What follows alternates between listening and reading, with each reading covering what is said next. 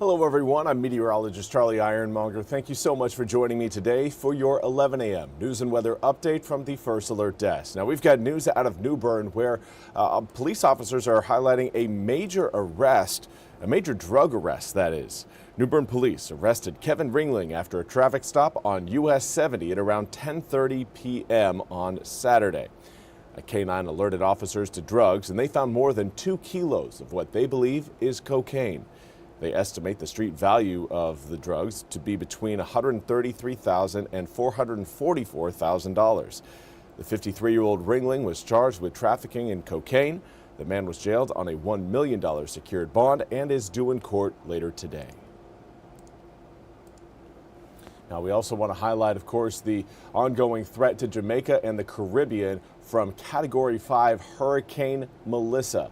NBC's George Salas has more from Jamaica. Hurricane Melissa growing to a Category 5 this morning. How are you feeling? Well, right now, worried.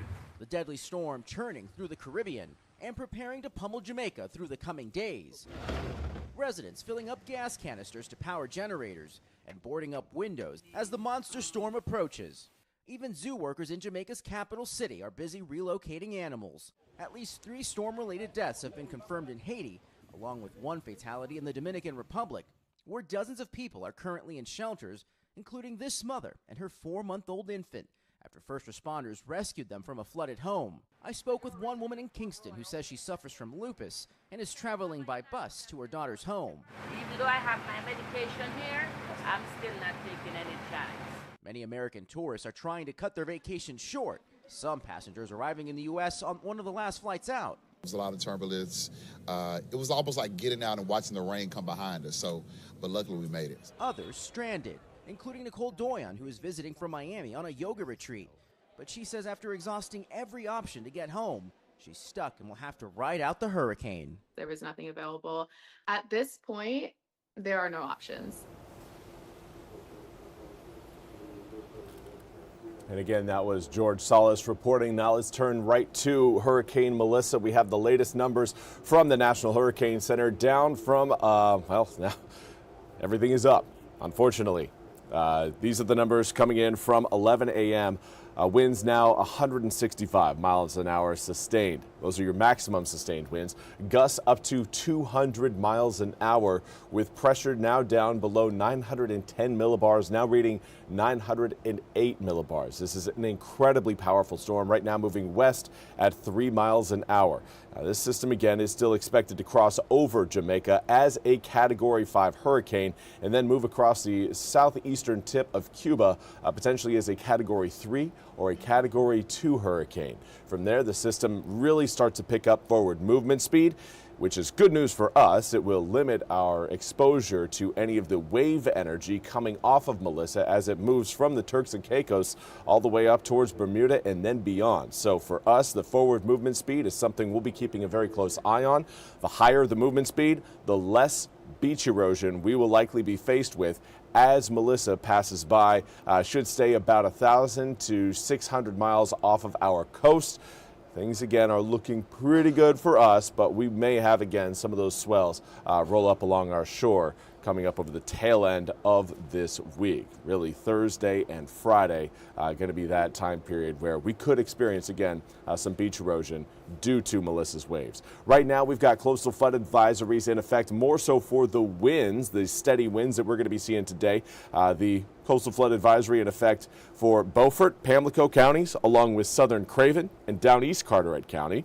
Also want to say that there's a coastal flood warning in effect for the entirety of the Outer Banks. So if you're watching along the coast, particularly the Outer Banks, again, you may end up dealing with some high water levels due to the winds, especially around high tide. Now, rain is also going to be an issue, but it's really not going to be all that impactful, mostly because a lot of those rain showers are going to be coming in a light to moderate form. We're not looking again at heavy downpours and rainfall totals that are going to exceed, an inch to 2 inches. That's not going to be this forecast. While we will have a relatively consistent rainfall showing up later on today and then through tonight into tomorrow morning, The amount of rain still only at around half an inch, maybe up to an inch and a half. Right now, Washington enjoying 57-degree air temperatures, but cloudy skies as far as the eye can see. Northeasterly wind at 8 miles an hour, and air temperatures are trying to warm up. It's just difficult to do so when you've got winds out of the northeast and cloud cover that remains consistent. The northeasterly wind bringing in that cooler air, and right now, wind speeds across eastern North Carolina generally range between around 7 up to about 17 miles an hour. It's been a breezy day so far, and those winds likely aren't going to adjust all that much as we head into the afternoon. What will adjust, though, is the amount of rain we see. Heavier rain showers coming in over the tail end of the day as that area of low pressure gets closer, and then, well, tomorrow that whole low moves right on over eastern North Carolina, keeping us again soggy for your Tuesday. And as you can see, we'll deal with some leftover lingering showers along the coast on Wednesday morning. But Wednesday will be another day defined by the rain showers moving in from the west. Those will be in late Wednesday evening and then lasting through Thursday. But let's zoom the picture in, give you guys a better idea of what's going to be happening here in eastern North Carolina. As we head towards 3, 4, and 5 p.m., more areas are going to start to see the rain showers show up. As we head towards 6, 7, and 8 p.m., everybody is going to be getting wet by that point. Now, again, these are light to moderate rain showers, so flooding, not a big issue for us, especially with our dry ground. It's going to be, the rain drops are going to be light enough to where our dry ground is going to be able to soak up all that rain, and it's not, again, going to lead to any sort of major flooding event or flooding issues. Great news there. We need the ground to soak up as much of this rain as it can, and the slow rainfall rates should help it do just that. By the time we get to 6 o'clock Tuesday, again, still looking at rain showers around early Wednesday morning. Some of the heavier stuff starts to work its way closer to the coast. I think by the time we wake up on Wednesday, most of us, again, are going to be waving goodbye to those heavier showers, but we will still have some lingering light to moderate showers ready to pass by Wednesday evening through Thursday. From now, Friday, still looking sunny and dry. However, it will be chilly for your Friday evening. Halloween night, trick-or-treaters are going to be out and about.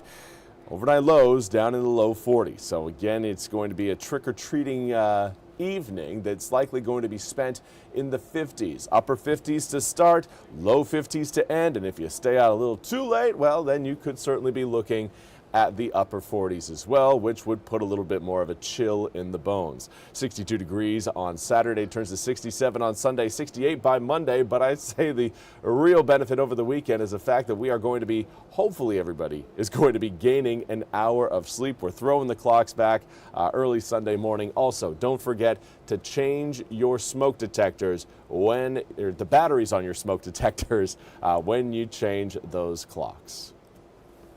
Well, that's all we have time for today's 11 a.m. News and weather update from the First Alert Desk. I want to thank you all so much for joining me. We'll be back with more news and weather coming up at the top of the hour. Until then, have a fantastic Monday.